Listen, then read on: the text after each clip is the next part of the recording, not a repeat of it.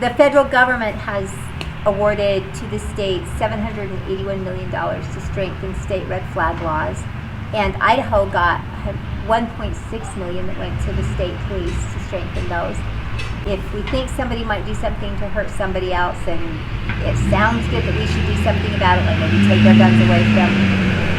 But how do you really know until somebody takes action? You know, how many times do we hear people lose their temper, get mad, say things, but they're not really going to do anything? And we have to be so careful not to cross that line that we think we know what someone else is thinking. You know, we have to take action based on another person's actions. Well, what So is that proof the- is needed for a red flag incident? I mean, can my neighbor with purple hair say, "Boy, this guy's a danger. He threatened me," but we've never had an interaction? If that happens and they call and the police decide to come out and investigate, Yeah. So it can be that vague. Yeah, So these red flag laws, I think, just need to go away. Period. Yeah, I mean, we but need to start looking at mental health issues and getting something more serious than we got now. I mean, what the hell happened to all of our mental health institutions that we used to have from the 50s? I mean, they've all gone away. they have. You know, and it's a serious issue.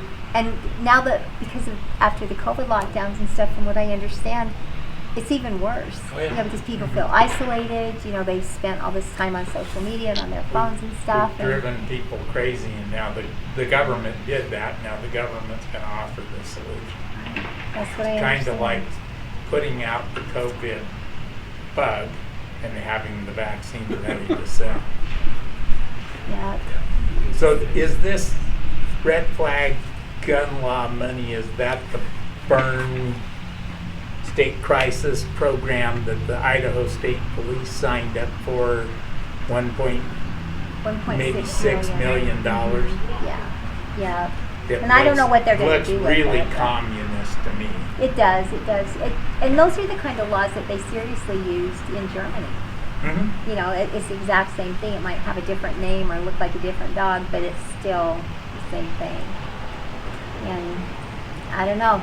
Those are the things we've got to watch out for. Even like the Marcy's Law a few years ago, when they really tried to push Marcy's Law.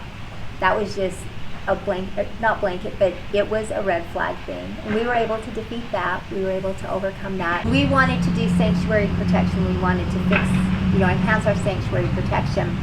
I had the bill. Alex Kincaid had written it. I mean, we worked it hard for months. And, 2 months of the legislative session. And Senate leadership came to me and they said, well, the senators just don't want to do it. You know, they just don't have an appetite for it. And I'm like, Biden just got into office. How can we not have an appetite to protect our state from having to have all these feds come in and all of this? Well, the senators just don't want to do it. And so Second Amendment Alliance members started calling and emailing and calling and emailing. And even though it wasn't our bill that got through, you know, I was in a meeting with Todd Lakey and Judy Boyle and Senate leadership and some others, and 2 hours later, Todd Lakey had a new bill that he ran and got through. Didn't matter because at least we got it done.